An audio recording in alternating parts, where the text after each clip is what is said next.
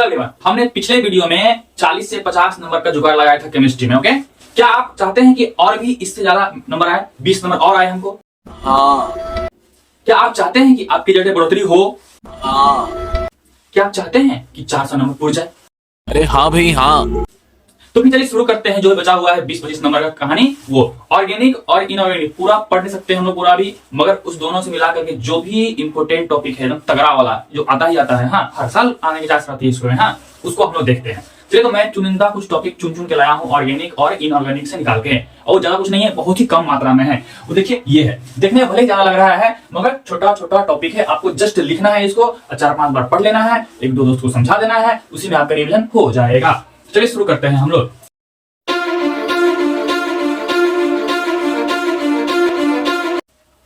पहला तो देखिए, ये 3 या 4 चीज अपने पास यहाँ पे है। ये 4 चीज आपको आता ही आता है, इसमें से एक ना एक आ ही जाएगा आपको। पहला क्या अपने पास कि phenol is more acidic then alcohol. Phenol is more acidic then alcohol. बस जो रीजन होगा बस उस रीजन को याद रखना है, बाकी आप लाइन लिख सकते हैं आराम से आप। उसी तरह से अपने पास methyl amine is more basic than aniline. इस तरह क्वेश्चन आपको आएगा ही आएगा, हाँ कि ये इससे ज्यादा बेसिक है, वो इससे ज्यादा एसिडिक है। हाँ, तो ध्यान से क्या करना है, मेन कॉज, मेन रीजन को याद रखना है, आराम से लाइन लिख सकते हैं आप। अगला है अपने पास कि पी मतलब पारा होता है, तो para nitrophenol is more acidic then para methyl phenol. Para nitrophenol, हाँ जो अपने पास है मोर एसिडिक है किससे, पैरा मिथाइल फेनॉल से। तो 1 2 3 हुआ अपने पास एसिडिक और बेसिक पर। अगला अपने पास कि HI जो स्ट्रॉन्गर है किससे, HF से। क्यों? ये 3-4 क्वेश्चन जो बोला हूं मैं कि ऐसा है, तो सवाल लगता है लिखा हुआ क्यों, आखिर क्यों है, ये रीजन देना रहता है उसका। तो 4 में से आपको 1 आ जाएंगे। फर्स्ट टाइम क्वेश्चन होगा। सेकेंड टाइम आता है डिफरेंस बिटवीन। अपने पास मैं 8 डिफरेंस लिख रहा हूं, इसमें से 1 या 2 आ सकते हैं आपको। हाँ कैसे, कौन कौन डिफरेंस है भाई? अल्कोहल और फेनॉल में डिफरेंस लिख लीजिए, सुंदर से डब्बा बना के इधर इधर इधर इधर। हाँ ज्यादा रहेगा। 4-5 पॉइंट, 2-3 पॉइंट सब में नोट करके लिख लीजिए। एटलीस्ट 3 पॉइंट सब में याद रखना चाहिए, डिब्बा के इधर डिब्बा के उधर। अगला अपने पास क्या, मेथेनोइक एसिड और इथेनोइक एसिड में डिफरेंस मिलता है अपने पास अल्कोहल में और फेनॉल में। दूसरा है मेथेनोइक एसिड और इथेनोइक एसिड में। फिर अगला है RNA और DNA में। बायोलॉजी वाले के लिए तो ये भी हो जाएगा अपने पास, पहले से ऑलरेडी याद होगा। थर्मोप्लास्टिक और थर्मोसेटिंग, ये इंपॉर्टेंट क्वेश्चन है, थर्मोप्लास्टिक और थर्मोसेटिंग का। फिर ऑस्मोसिस और डिफ्यूजन, कैल्सिनेशन और roasting, flux and slag, physisorption and chemisorption. हाँ, फिजियोजॉर्प्शन या केमियोजॉर्प्शन। तो अपने पास इतना हो गया डिफरेंस पर। ये हो गया आपके पास कि कौन एसिडिक है, कौन बेसिक है, किससे ज्यादा है, किससे कम है। सो ये हो गया डिफरेंस पे। तो 2 टाइप क्वेश्चन हुआ आपका, अच्छे तरीके से जाके नोट करके संभाल के लिख लाख के रिवीजन करके दोस्तों को सुना के दिमाग में सेट कर लेना है।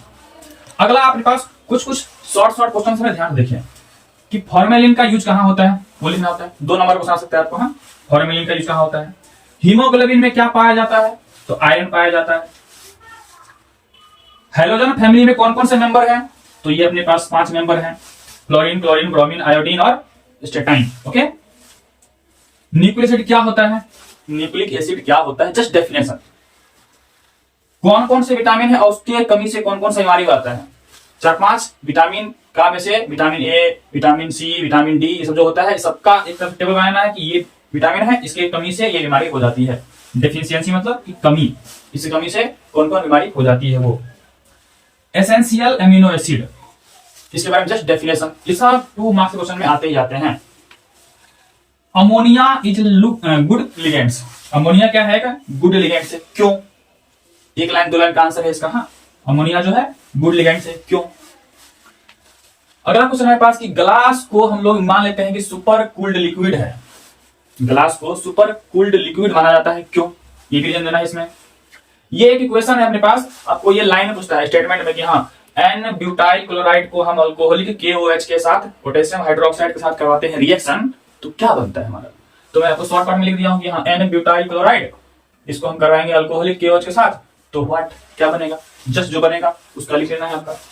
कार्बोहाइड्रेट, इसका डेफिनेशन कहां कहां पाया जाता है वो भी एग्जांपल याद कर लीजिएगा।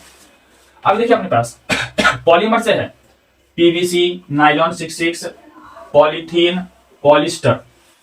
1 2 3 4 चीज हुआ। चारों क्या करना है, इस चारों का अपने पास मोनोमर्स का नाम लिखना है। मोनोमर्स ये सारे पॉलीमर्स है, एक चीज सेम टू सेम मिलकर के बहुत सारा बनाता है, मिला हुआ रहता है, तो उसका जो सिंगल हुआ उसको बोलते हैं मोनोमर्स। तो सबका सिंगल वाला उसका मोनोमर्स का नाम क्या है, और इस सबका स्ट्रक्चर क्या है अपने पास। अगला है अपने पास कि एनाल्जेसिक, एंटीसेप्टिक, एंटीबायोटिक और यहाँ पास एंटीहिस्टामिन। इन सबका क्या करना है, एक एक एग्जांपल याद कर लेना है, दवाई सारी तरह से उस सबका कौन कौन मेडिसिन इसमें मिलता है हम लोग को उस सबका याद कर लेना है।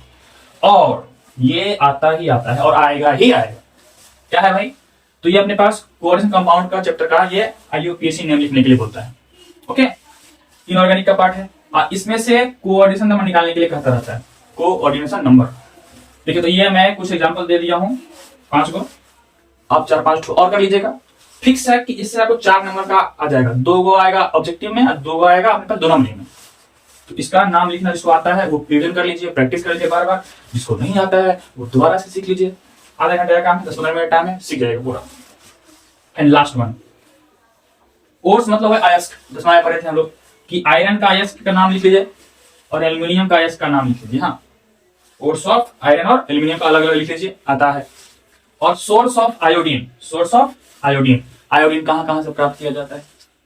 पिछला वीडियो और ये वाली वीडियो दोनों देख करके आप केमिस्ट्री में 70 में 70 नंबर ला सकते हैं। अगर थोड़ा सा अगर अभी 4-5 दिन में आप क्या कीजिए, 2-2 घंटे इस पे दे दीजिए, 70 में 70 आ जाएगा। ये हमारा वादा है आपसे, अगर आप मेहनत किए तरीके से। तो यही जो डर था केमिस्ट्री का, उसको हम लेकर आए थे कि दूर करना है डर को। तो चलिए, जितना बताया हूं अगर इतना कर लिए आप तो डेफिनेटली आपको डर क्या, अब इसमें स्मार्ट हो जाएंगे, केमिस्ट्री में अच्छे नंबर आ जाएंगे आपको, तो और आपका रिजल्ट एक बेहतर रिजल्ट साबित होगा।